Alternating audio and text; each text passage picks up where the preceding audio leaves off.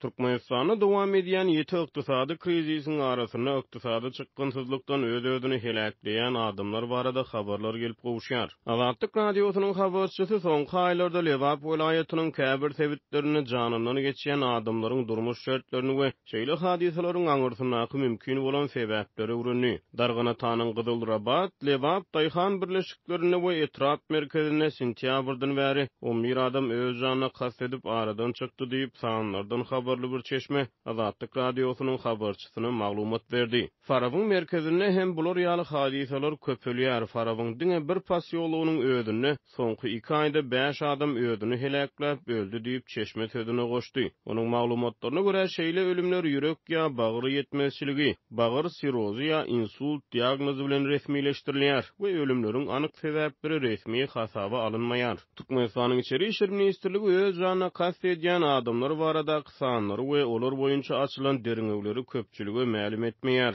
Habarçy bilen gurrundaş bolan ýerli ýaşaýjylar janyna kast edýän adamlaryň köpüsiniň ykdysady çykgynsyzlykdan özlerini helakleýändigini aýdýarlar. Aslynda merhumlar ykdysady şertlerden çykylgy tapman ýa-da uly kardalyp bergisini töläp bilmän özlerini öldürýärler diýip bir ýaşaýjy gurrun berdi. Onuň sözlerine görä özüni öldürýän adamlaryň arasynda ýaşlarym bar. Habarçy bilen gurrundaş bolan ençeme Lewaply ýaşaýjy okuwçy ýaşlaryna ýetkinjekler üçin mektep çärelerine olaryň ene atalaryna puluň bolmazlygy ýaşlary çykgynsyz ýagdaýa salýar. Mektepde göwreli bolup çykalgysyzlykdan özlerini öldürýänler bar diýip ýene bir ýaşaýjy Azatlygyň habarçysy bilen gurrundaşlykda aýtdy. Azatlyk geçen maý aýynda Lewabyň mekteplerine geçirilen soňky jaň dabarasynyň öň ýany pulsuzlukdan özüni helaklan bir näçe okuwçy barada habar berdi. Türkmenistanyň öz janyna kast edýän adamlar barada statistiki maglumatlar eli ýeterli däl. Ýöne geçen ýylyň iýulyna Duşanbedäki Merkezi Aziýa Uniwersitetiniň Medeni miras we ynsanperwerçilik ilmleri bölümi tarapyndan gurulan leksiýada jemgyýetçiligi ýetirilen ilmi barlygyň netijeleri Türkmenistanda ýylda her 100 000 adamdan 15 töwereg adamyň öz janyna kast edýändigini görkezdi. Ilmi barlygyň netijelerine görä her ýyl dünýäde 1,5 milliona gulay adam öz janyna kast edýär. Öz janyna kast edýänleriň